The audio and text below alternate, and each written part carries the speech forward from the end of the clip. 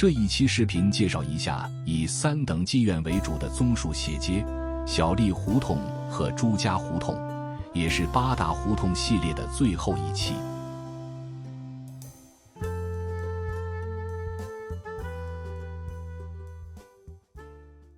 朋友们，大家好。棕树斜街是东北至西南走向，东北起自大丽胡同，西南和石头胡同相连，全长310米，宽7.8米。现在的名称起得比较牵强，胡同中既未栽种棕树，又和旧地名不谐音。清朝乾隆《京城全图》上记为王寡妇斜街，据说明末清初有一个王姓寡妇在此开设的妓院很有名气，故得此街名。清朝光绪年间刊印的《京师方向志稿》用谐音将王寡妇斜街改成王广福斜街。1965年将广福巷、口袋胡同并入，改名为棕树斜街。街中曾有山西汾阳会馆、江西新建会馆。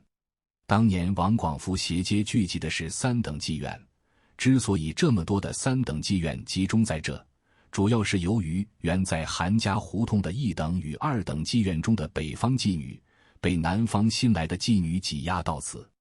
历史上有9香茶室，据千院、桂香院、双金下厨、全乐下厨、悦来店下厨等20多家。王广福斜街上店铺也比较多，有桃园昆书社、德源居饭馆、庆春园饭馆、一品香澡堂等。现在留下的只有一品香澡堂匾额门楼。棕树斜街40号东侧有条很窄小的胡同，叫元兴家道，是一条由棕树斜街通往培英胡同的小家道。一品香澡堂时刻牌匾就在元兴家道口，澡堂旧址已被拆除，无法寻觅当年的痕迹了。这是坐西洋式门楼，有砖雕隶书匾额，一品香澡堂上有小字红记，题匾者叫陈夫民。陈夫民，名世宏，号陶公，清末民初人，简历不详，自贡北碑及汉历。就是北京澡堂的老板大都来自河北定兴，一品香澡堂的老板是位穆斯林，所以在一品香匾额下方还专门刻有清真2字。当年这家清真澡堂子红遍了整个大石烂地区，许多穆斯林都到这里洗澡，就连京剧大师马连良也是经常光顾这里。据说马老板与古界大王刘宝全是莫逆之交，经常一起遛弯、散步，然后到一品香澡堂泡澡，下午一块到两仪轩去吃饭，饭后再一起去西园子观摩杨小楼、余叔岩的表演，2位大师推心置腹，相互交流艺术见解。过去老北京的澡堂子也分3、6、9等，当年的一品香澡堂就属于高档次的浴池，楼下有公共大池塘，是那种大长池子，分温、热与特热3种。2楼还有包间雅座，专供名人和有钱人享用，有伙计伺候，多是常客，但费用较高。澡堂的功能不仅是洗，还讲究一个泡字，往往一待就是1天，泡舒坦了算。在这里可以谈买卖、喝茶聊天、打牌下棋，还可以叫餐喝酒。到了年关，这儿还是个躲债的好地方。这一切都孕育出了一种老北京独特的澡堂文化。元兴堂饭庄的原址也在这条街上。元兴堂饭庄系牛街厨子冯金轩创建于清咸丰年间，当时服务对象主要是清廷王公大臣、绅商富家。民国初年也多为军阀政客，北洋政府的袁世凯、黎元洪、冯国璋等常至此用餐待客，曾鼎盛一时。1932年倒闭。棕树斜街西头南侧有2条胡同，棕树头条和棕树2条。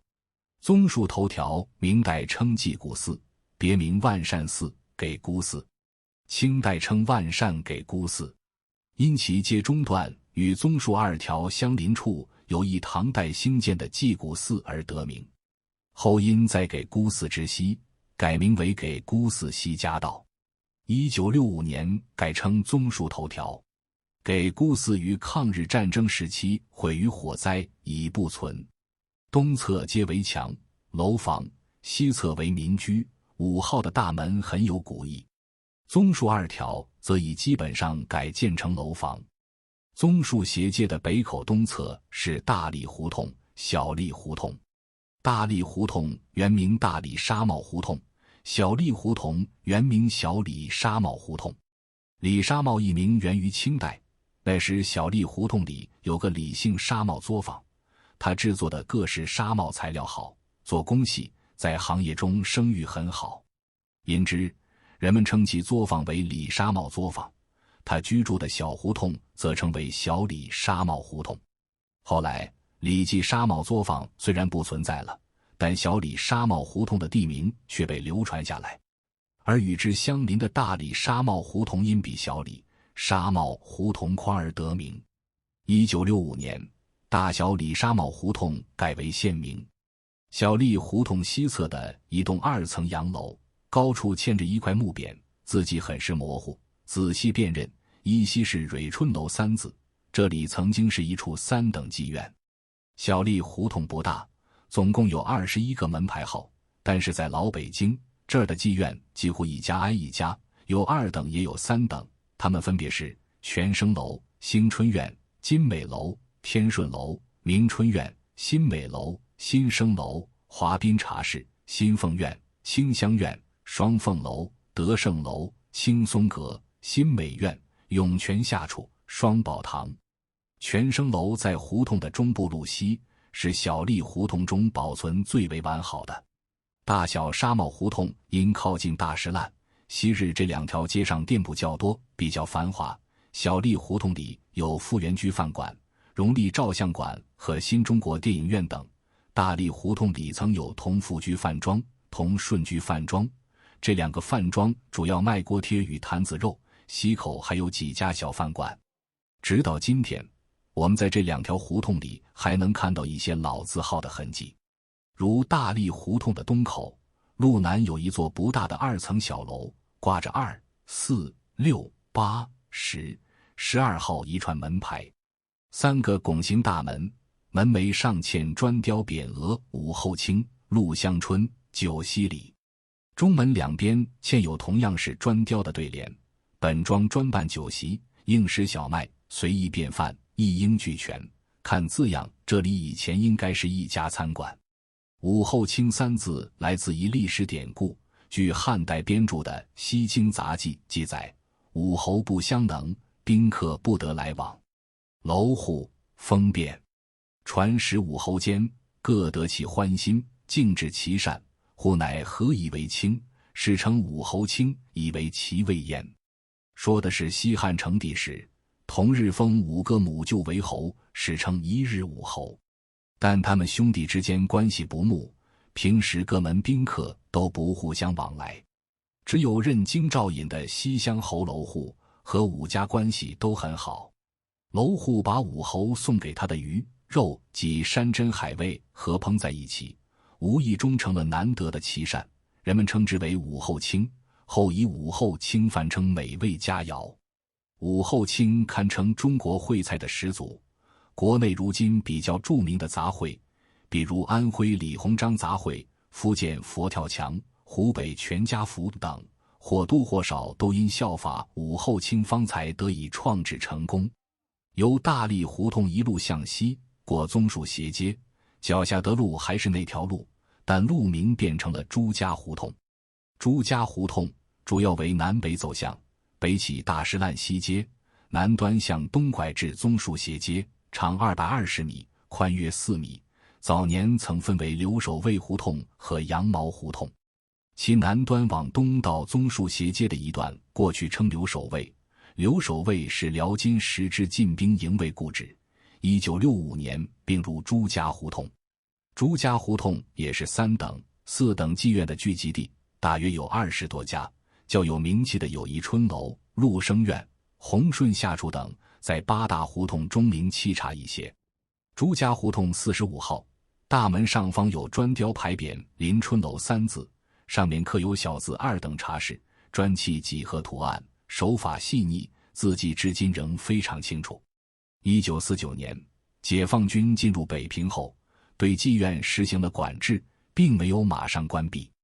为了阻止嫖客逛妓院，公安局还曾经采用过盖章的办法。凡是到妓院的嫖客，一经查出，进行教育后，在嫖客所携带的证件上盖上嫖客查缉的印章。如遇未带证件者，则把章盖在他的衣服上。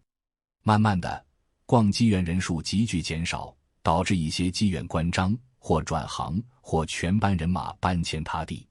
1949年9月19日，北平市处理妓女办法出台之后，由民政局、公安局、卫生局、企业局、妇联、法院特别共同组建了处理妓女委员会。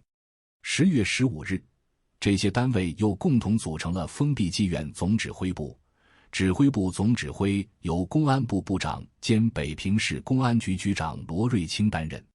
11月21日下午，在中山公园中山堂，北京市第2届各界人民代表会议正在召开，决定当天下午6时用召集开会方式，集中老板、领家，8时开始集中妓女，对茶房、跟妈当晚集中管制。执行任务的有27个行动小组，共2400多人。他们将各胡同口与妓院大门用荷枪实弹的士兵封锁。之后，这些妓女被送进了设在韩家潭和百顺胡同的8个妇女生产教养院。这一晚，共集中了424名老板和领家。到次日凌晨5时，全市封闭所有妓院224家，收容妓女1286人。北京市军事管制委员会军法处审判了昔日妓院老板、领家，其中将黄树清、黄婉士判处死刑，立即执行。19人判处10年以上有期徒刑，74人判处5年以上徒刑，1260人判处1年以上徒刑。此外，没收房产168处。